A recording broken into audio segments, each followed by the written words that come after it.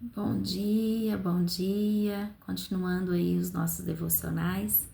Hoje nós vamos ler Efésios capítulo 4.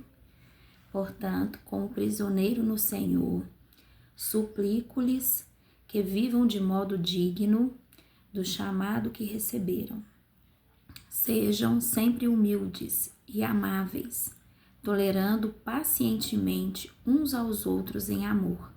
Façam todo o possível para se manterem unidos no Espírito, ligados pelo vínculo da paz, pois há um só corpo e um só Espírito, assim como vocês foram chamados para uma só esperança. Há um só Senhor, uma só fé, um só batismo, um só Deus e Pai de tudo, o qual está sobre todos e em todos e vive por meio de todos. A cada um de nós, porém, ele concedeu uma dádiva, graça, por meio da generosidade de Cristo. Por isso as Escrituras dizem: quando ele subiu às alturas, levou muitos prisioneiros e concedeu dádivas ao povo. Está lá em Salmo 68, 18. Notem que diz que ele subiu. Por certo, isso significa que Cristo também desceu ao mundo inferior, desceu à terra. E aquele que desceu é o mesmo que subiu acima de todos os céus, a fim de encher consigo mesmo todas as coisas. Ele designou alguns para apóstolos, outros para profetas, outros para evangelistas, outros para pastores e mestres. Eles são responsáveis por preparar o povo santo para realizar sua obra e edificar o corpo de Cristo, até que todos alcancemos a unidade que a fé e o conhecimento do Filho de Deus produzem e amadureçamos, chegando à completa medida da estatura de Cristo. Então, não seremos mais imaturos como crianças, nem levados de um lado para o outro, emburrados por qualquer vento de novos ensinamentos, e também não seremos influenciados quando nos tentarem enganar com mentiras astutas. Em vez disso, falaremos a verdade em amor, tornando-nos em todos os aspectos cada vez mais parecidos com Cristo, que é a cabeça.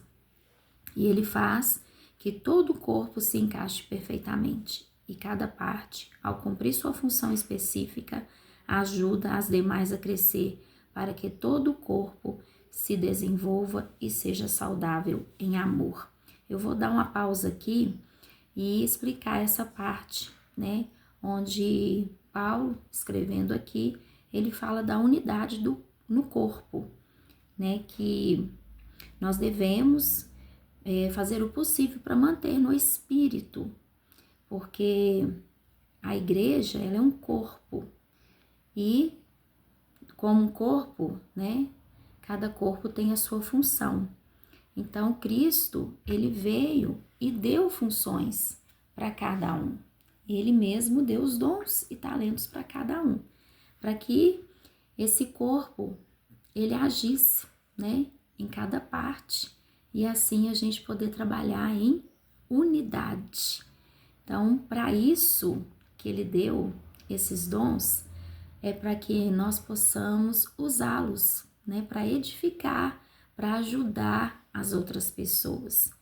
E assim as pessoas poderem crescer, né, nos ensinamentos da palavra de Deus, e também serem influenciados quando eles forem tentados, né, a ser enganados, né, com outras palavras aí, que heresias. Então, nós temos essa responsabilidade, né, de ensinar conforme a verdade, conforme o que a palavra de Deus diz. Então, é isso que Paulo está falando nesse contexto aqui, né, e que a unidade, ela é no Espírito, por isso nós devemos buscar, né, no Espírito, viver uma vida no Espírito. E ele fala aqui no 16 que faz que todo o corpo se encaixe perfeitamente. Por quê? Porque quando nós estamos ligados naquele que é o cabeça, que é Jesus, todas as outras coisas vão se encaixar, vão ser feitas, né, de forma perfeita.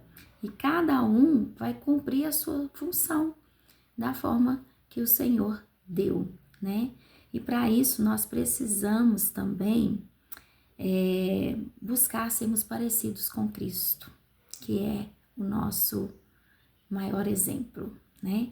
Então, seguindo aqui, a partir do versículo 17, assim eu lhes digo, com a autoridade do Senhor, não vivam mais como os gentios, levados por pensamentos vazios e inúteis. A mente deles estão mergulhadas na escuridão, andam sem rumo, alienados da vida que Deus dá, pois são ignorantes e endureceram o coração para ele.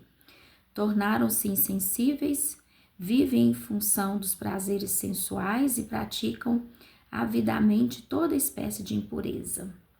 Mas não foi isso que vocês aprenderam de Cristo, uma vez que ouviram falar de Jesus e foram ensinados sobre a verdade que vem dele. Livrem-se de sua antiga natureza e de seu velho modo de viver, corrompido pelos desejos impuros e pelo engano. Deixem que o Espírito renove seus pensamentos e atitudes e revistam-se de sua nova natureza, criada para ser verdadeiramente justa e santa como Deus. Portanto, abandonem a mentira e digam a verdade ao seu próximo, pois somos todos parte do mesmo corpo. E não pequem ao permitir que a ira os controle. Acalme-se, acalmem a ira antes que o sol se ponha, pois ela cria oportunidade para o diabo. Quem é ladrão, pare de roubar. Em vez disso, use as mãos para trabalhar com empenho e honestidade. Assim, ajuda generosamente os necessitados. Evitem o linguajar sujo e insultante. Que todas as suas palavras sejam boas e úteis, a fim de dar ânimo, né? Aqui, graça àqueles que as ouvirem. Não entristeçam o Espírito Santo de Deus, o selo que ele colocou sobre vocês, para o dia em que nos resgatará como sua propriedade. Livrem-se de toda amargura, raiva, ira, das palavras ásperas e da calúnia e de todo tipo de maldade. Em vez disso, sejam bondosos e tenham compaixão uns dos outros, perdoando-se como Deus os perdoou em Cristo. Então aqui Paulo estava falando que nós precisamos viver como os filhos da luz, né? Dando exemplo, né? Deixando que o caráter de Cristo ele venha a ser, venha nos transformar e assim poder influenciar as outras pessoas. Então que nós deixemos, né, que o Espírito Santo faça o seu trabalho em nós, né, para que a nossa mente seja renovada, as nossas atitudes sejam diferentes, né, para que nós possamos nos revestir da nova natureza, porque aquela natureza velha, a antiga, ela tem que morrer, né? E essa natureza nova é que ela que tem que fazer a diferença aqui nessa terra, né? E aqui ele vai falando, não entristeçam o Espírito Santo de Deus, porque nós fomos selados pelo Espírito Santo. A partir do momento que nós temos o Espírito Santo de Deus, é ele que tem que conduzir a nossa vida. E ele é que vai nos ensinar, né, a termos atitudes que venham agradar o Senhor, né? E as nossas atitudes, elas devem ser o quê? Humildade, mansidão, domínio próprio, né?